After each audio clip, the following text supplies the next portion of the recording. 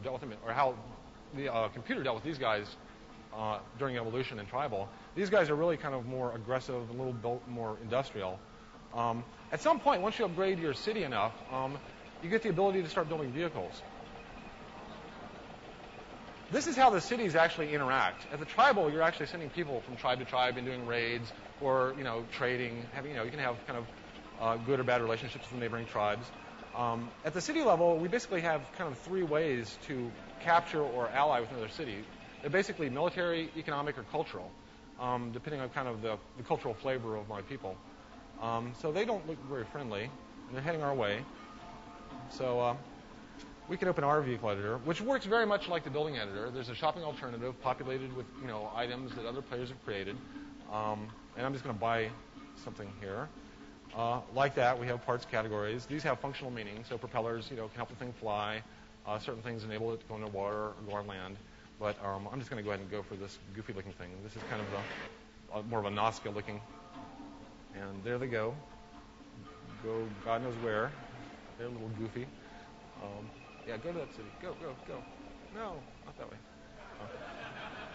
Okay, so they're peaceful cowards, so it's hopeless. I don't know. In the meantime, these guys are, not looking real friendly.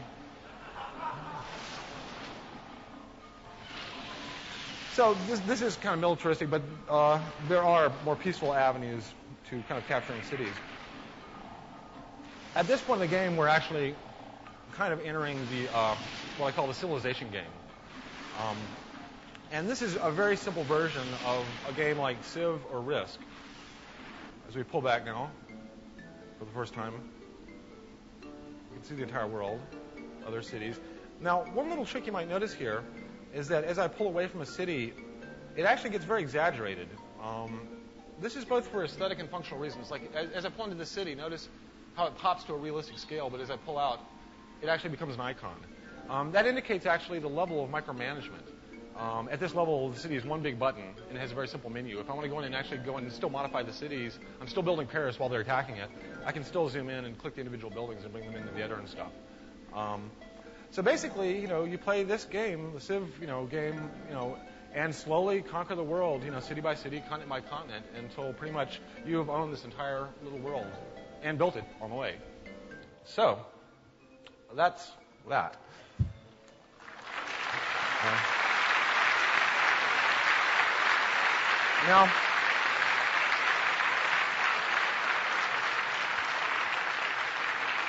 Now the next.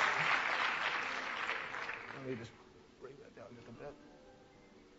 Now, in this part of the game, we're dealing with a different type of pollination. As I mentioned, we have a buy mode in a lot of these levels. And here we're taking other players' content, trying to map it parametrically to your playstyle to populate your buy mode. Then, you might choose to buy one or actually build your own. When you buy something, though, we're actually using that as a positive feedback on what was in the database. So we're continually resorting the database on the top end, trying to discover the best feedback based upon how many players actually used it.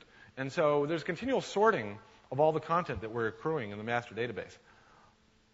At this point, you can see this game actually has some similarities to Wario Incorporated.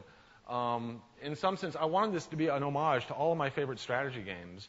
And I know it's kind of like one of the rules of thumb in a game is don't mix genres. And so I've always wanted to break that rule really badly.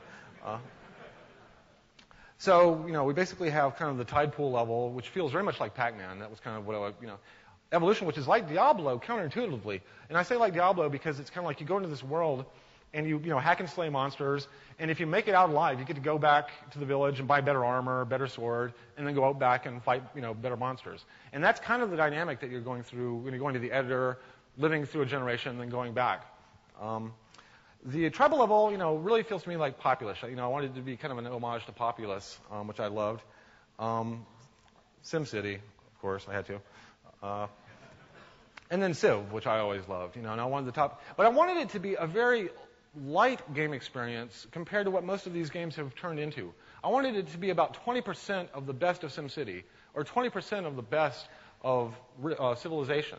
Because I, as a hardcore gamer, just don't have the time to invest in these games nowadays. I find myself spending a lot more time playing my Game Boy I'd much rather have a lighter experience that distills all the core elements out. And so I'm fully expecting about 40% of this experience to be really aesthetic, that the player spends a lot of time just kind of building a creative world. And for them, it's part kind of light gameplay, but still very open-ended, very interesting strategies, but very understandable, simple systems.